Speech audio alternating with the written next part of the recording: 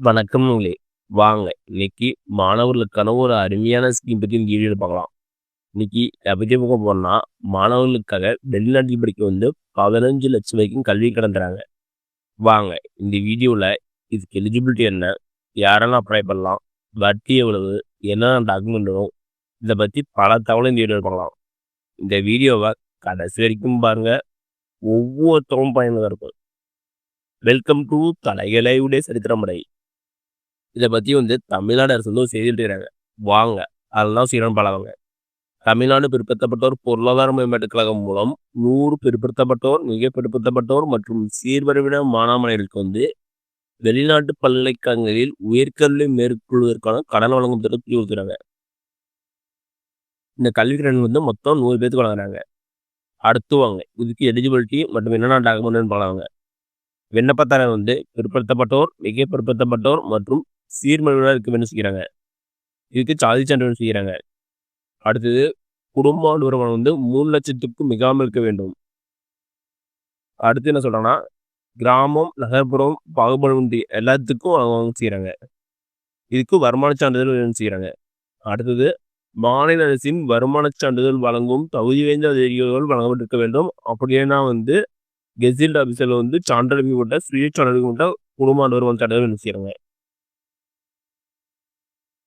அடுத்து என்ன சொல்றாங்கன்னா, விண்ணப்பதாரர் மருத்துவம், பல் மருத்துவம், பொறியியல் படிப்புகள், பிஹெச்டி, முதுகலை படிப்புகள் போன்றவற்றில் முதுகலை படிப்புகளுக்கு பொருத்தமான அதிகாரியால் அங்கீகரிக்கப்பட்ட தரவுப்பட்ட தேர்வு மதிப்பெண்கள், அதாவது சாட், ஜிமேட், ஜிஆர்இ அல்லது பாடநெறியில் செல்வதற்கான பொருந்தக்கூடிய பிற தொடர்புடைய மதிப்பெண்கள் போன்றவை மூலம் சேர்க்கை ஏற்றுக்கொள்ளும் கல்லூரிகள் சேர்க்கை பெற்றுக்கொண்டு செய்கிறாங்க.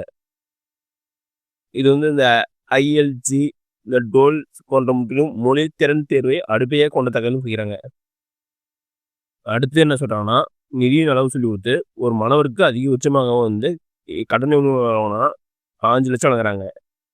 இதை 80% புதுடெல்லியும் தேசிய பிற்படுத்தப்பட்டோர் நிதி மற்றும் வளர்ச்சி கழகத்தின் மூலமும் மீதமுள்ள 5%, அதாவது 2.25 லட்சம் தமிழ்நாடு அரசால் வழங்க முடிகிறாங்க. அடுத்து நிபந்தனைகள் சொல்லி கொடுத்து கல்வித்தொகையானது சேர்க்கை கட்டணம், கல்வி கட்டணம், புத்தகங்கள், எழுதுபொருட்கள், தேர்வு, ஆய்வகம் மற்றும் நூலக கட்டணம், உண்டி மற்றும் முறையில் கட்டணம் மற்றும் கடன் காலத்திற்கான காப்பீடு கட்டணங்கள் உள்ளடக்கி சொல்கிறாங்க. அடுத்தது கல்வி கட்டணத்திற்கு செலுத்தப்பட்ட கட்டணத்தின் அடிப்படையில் கடன் தொகை விதிக்கப்படும்.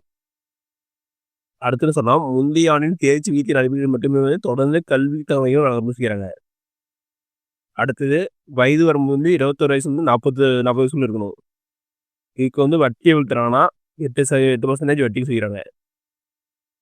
அடுத்து கடனை மீள பெறுவோர் கால அவகாசம் சொல்லி கொடுத்து கடன்கள் வழங்கப்படும் பணத்தின் வகை மற்றும் காலத்தினை பொருட்படுத்தப்படும் மாநிலிருந்து மீள் பெறக்கூடிய தடைகளும் 5 ஆண்டு சொல்லி கொடுத்துறாங்க.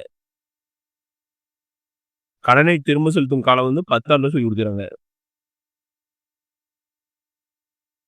நெக்ஸ்ட் என்ன சொல்றாங்கன்னா, இவ்விண்ணப்பப்படி இக்கழக இணையதள முகவரியில் www.tabcdco.tn.government.in இதில் நீங்கள் டவுன்லோட் பண்ணி தான் செய்கிறாங்க.